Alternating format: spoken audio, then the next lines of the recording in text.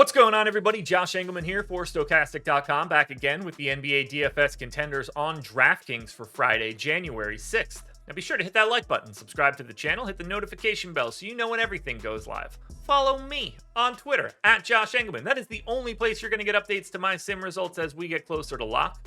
Let me know in the comments section, who's your favorite in my top 10? Who's your least favorite in my top 10? And if you have any other questions on the slate, just ask. I'm happy to help you guys out. All you got to do is ask. I will be there in the comments answering whatever you want to know. Finally, I want you guys to go sign up at BetMGM if you can. You got to be in a legal betting state. You got to be new to BetMGM, but this is a deal that you shouldn't pass up. 2 free months of Stokastic Plus Platinum, which I think is incredible. But you also get up to a $1,000 risk-free bet.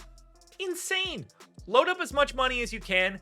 Take a shot. If you win, great. You just move on with a much bigger bankroll than you were going to have before. If you lose, they will give you that back in free bets. You can't ask for a better situation. Take advantage now before it goes away. Now, we round out the bottom of my top 10. Andrew Nembhard.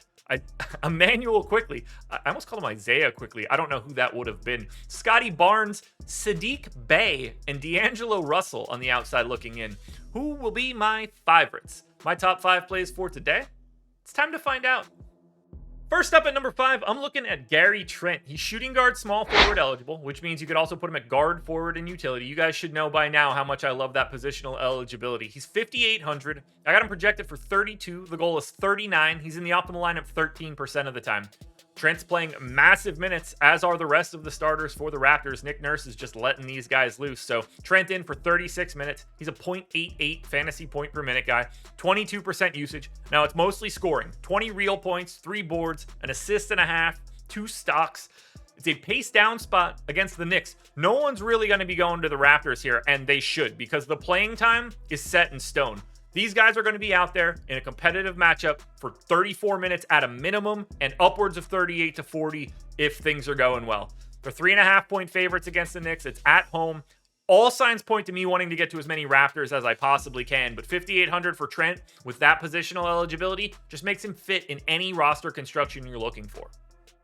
Next up at number 4, we've got GIANNIS ANTETOKOUNMPO, power forward center eligible, 12K, projected for 66.5. The goal is 70. He's in the optimal lineup 13% of the time. Now, you're going to need a massive score from Giannis, and he should be able to put that up against, in a pace-up spot, really big pace-up spot against the Charlotte Hornets.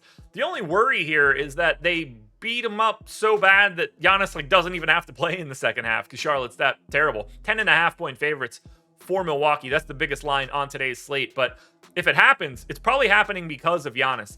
I gave him 36 minutes. He's been playing a lot more than that as of late, so I tried to be pessimistic. I have him at 1.85 fantasy points per minute in this matchup. He is going to eviscerate the Charlotte Hornets. 38% usage. Remember, no Middleton in this one. 37 real points. 13 rebounds, 6 assists, and 2 stocks. He is set up to bludgeon Charlotte. I am happy to pay that 12K price tag. If he happens to play 36 minutes, that's exceptional. Even in 30 minutes, if you're getting Giannis at a 2 fantasy point per minute rate, you can still be okay if you have him. It's not going to be the best scenario in the world, but his floor is just so high.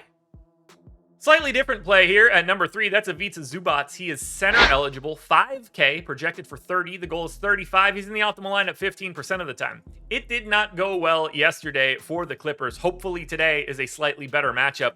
30 minutes for Zoo. I assume there's no Kawhi Leonard on this back-to-back. I don't think Kawhi Leonard has played a back-to-back in 5 years.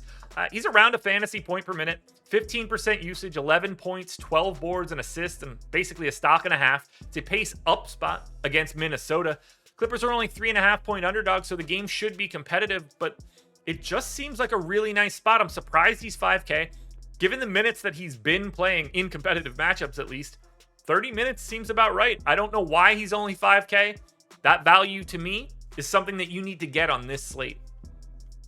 At number 2, I'm going to James Harden, point guard, shooting guard eligible, 10,100, projected for 54.5. The goal is 60.5, and he's in the optimal lineup 15% of the time.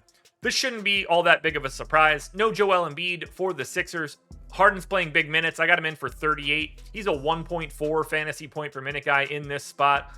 It's a Bulls team that isn't great defensively, no matter what you see on paper. Philly, 5-point favorites even without Embiid.